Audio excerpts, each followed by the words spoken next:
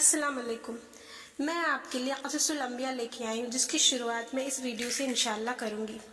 آج میں آپ کو حضرت آدم علیہ السلام کی پیدائش کے بارے میں بتاؤں گی، اور اس کے بعد انشاءاللہ دھیرے دھیرے چھوٹے چھوٹے پارٹ میں سارے انبیاء کی کہانی آپ تک لے کے آؤں گی۔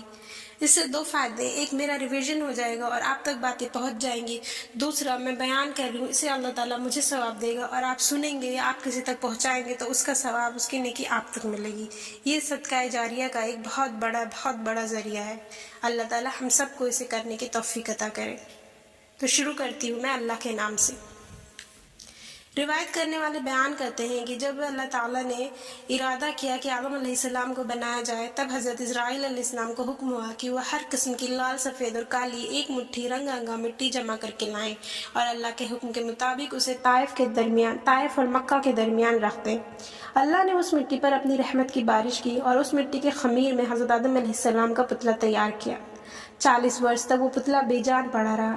جب اللہ نے چاہا کہ حضرت آدم علیہ السلام کا ستارہ روشن ہو اور آدم علیہ السلام کی اولاد کا درجہ پوری دنیا میں بلند ہو، تو روح کو حکم ہوا کہ آدم کے جسم میں اتر۔ اس نرم روح نے سخت مٹی میں جانے سے انکار کیا۔ رب کا حکم روح کو پہنچا کہ اے جان، اس بدن میں داخل ہو۔ پھر جب وہ روح آدم علیہ السلام کے سر کی طرف سے داخل ہوئی تو جس جگہ پہنچتی جاتی پتھر بنا جسم ماس ہڈی میں بدلتا چلا گیا۔ جب سینے تک پہنچی تو حضرت آدم علیہ السلام نے اٹھنے کا ارادہ کیا، وہیں زمین پر گر پڑے۔ شاید اسی لیے قرآن مجید میں فرمایا گیا ہے کہ انسان بڑا جلد باز ہے۔ اسی حالت میں حضرت آدم علیہ السلام نے چھینکا، اللہ کی اور سے الہام ہوا اور انہوں نے کہا الحمدللہ، تمام تعریفیں اللہ کی ہے۔ اس کریم رحیم نے اپنی رحمت سے فرمایا یا رحمت اللہ، یعنی اللہ آپ پر رحمت فرمائے۔ یہ اللہ کی رحمت کا پہلا جلوہ تھا۔ اس کے بعد اللہ کے حکم سے ایک فرشتہ بہشت سے سزایا جوڑا لایا۔ بہشت سے مراد یہاں جنت ہے۔ حضرت کو پہنایا اور عزت کے ساتھ تخت پر بٹھایا۔ نقل ہے کہ حضرت آدم علیہ السلام کی پیدائش کے وقت فرشتے آپس میں کہتے تھے کہ اللہ خاک سے پیدا کر کے جس ہستی کو خلافت کی گدی پر بٹھائے گا تو وہ خدا کے نزدیک ہم سے زیادہ عزیز نہ ہوگا، اور غیب کے جاننے والے کے دربار میں ہم جو دن رات رہتے ہیں، ہمیں امید ہے کہ ہمارا علم اس سے زیادہ ہوگا۔ پھر حق تعالیٰ نے تمام چیزوں کے نام حضرت آدم علیہ السلام کو سکھلا دیے۔ فرشتوں کو حکم دیا کہ اگر تم سچے ہو تو ان چیزوں کے نام بتاؤ۔ فرشتے جواب نہ دے سکے۔ اپنی غلطی مانتے ہوئے بولے، پاک ہے تو، ہم تو صرف اتنا ہی جانتے ہیں جتنا تو نے سکھایا، اور تجھ سے بڑھ کر جاننے والا کون ہے؟ تب اللہ تعالیٰ نے آدم کو ظاہری اور باطنی کمال سے آراستہ کیا، اور اس کی عزت کو بڑھانے کے لیے فرشتوں کو، جو حضرت آدم علیہ السلام کے تخت کے چاروں طرف لائنوں میں ادب کے ساتھ کھڑے تھے، حکم دیا کہ آدم علیہ السلام کو سجدہ کرو۔ تمام فرشتوں نے حضرت آدم علیہ السلام کو سجدہ کیا، مگر ابلیس نے انکار کر دیا اور بولا کہ میں آدم علیہ السلام سے بہتر ہوں، اس لیے کہ مجھے آگ سے اور آدم علیہ السلام کو مٹی سے پیدا کیا گیا ہے۔ ابلیس کے اس انکار سے اس پر پھٹکار پڑی اور اسے فرشتوں کے ساتھ سے الگ کر دیا گیا۔ حضرت آدم علیہ السلام بہشت میں رہنے لگے۔ طبیعت میں آیا کہ کوئی ان کا ساتھی ہو، زندگی کا ساتھی۔ حضرت آدم علیہ السلام پر خواب نے غلبہ کیا۔ اسی بیچ اللہ تعالیٰ نے اپنی قدرت سے آدم علیہ السلام کے پہلو سے حضرت حوا کو پیدا کیا۔ جب وہ جاگے تو دیکھا کہ ایک پاک صاف عورت بیٹھی ہے، بہت خوش ہوئے، پوچھا کہ تو کون ہے؟ حضرت حوا نے کہا کہ میں تیرے بدن کا حصہ ہوں، اللہ تعالیٰ نے تیری پسلی سے مجھے پیدا کیا ہے۔ کہا جاتا ہے کہ حضرت حوا بہت ہی خوبصورت تھیں۔ حضرت آدم علیہ السلام کی خوشی کا ٹھکانہ نہ تھا۔ حضرت حوا کو پا کر سجدہ شکر ادا کیا۔ اللہ تعالیٰ کی طرف سے عرش کے اٹھانے والے اور آسمانی فرشتوں کے سامنے ان دونوں کا نکاح ہوا۔ پھر ان دونوں کو حکم ہوا کہ تم سب اسی بہشت میں رہو، جو چاہے کھاؤ، مگر اس پیڑ کے نزدیک مت جانا۔ اشارہ گیہوں کے پودے کی طرف تھا۔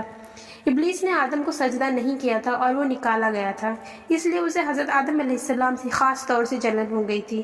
وہ ہمیشہ ایسے اپائے سوچتا کہ کسی طرح آدم علیہ السلام کو بہشت سے نکالے۔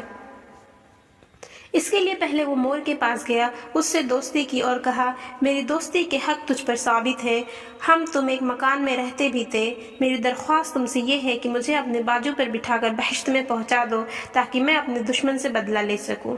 مور نے اس کام کے کرنے سے انکار کر دیا اور کہا کہ تو یہ بات سانپ سے کہے۔ تب شیطان سانپ کے پاس گیا اور اس کو اپنے جال میں پھنسا ہی لیا۔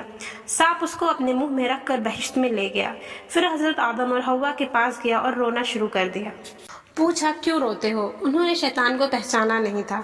शैतान ने कहा मैं तुमको नसीहत करता हूँ, मुझको तो तुम्हारे हाल पर रोना आता है कि तुम इस बहिश्त से निकाले जाओगे और ये बहिश्त की नेमतें तुमसे सब छीन ली जाएंगी और ज़िंदगी की लज्जत के बजाय मौत का दर्द का मज़ा चखोगे। दोनों ने शैतान की जब ये बात सुनी तो बड़ा गम हुआ।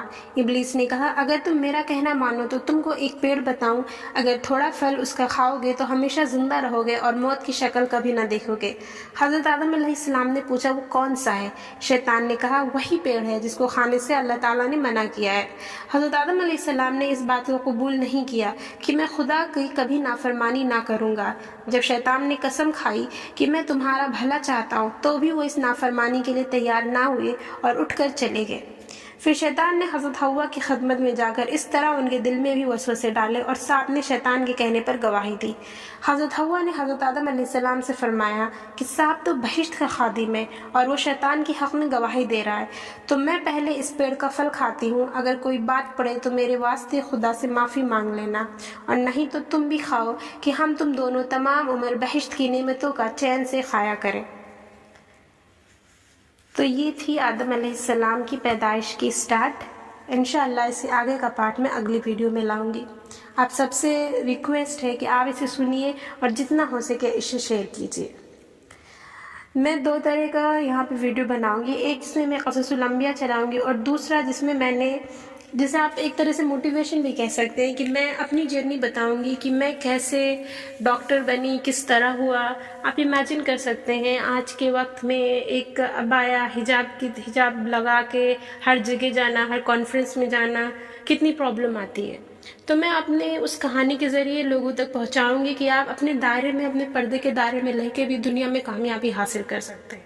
और एक तरफ मैं क़ससुल अंबिया शेयर करूंगी और उम्मीद है मुझे कि मुझे इसमें आपका साथ मिलेगा और मेरी ये दोनों चीज़ें अच्छे से चलती रहेंगी। जज़ाकल्लाह खैर।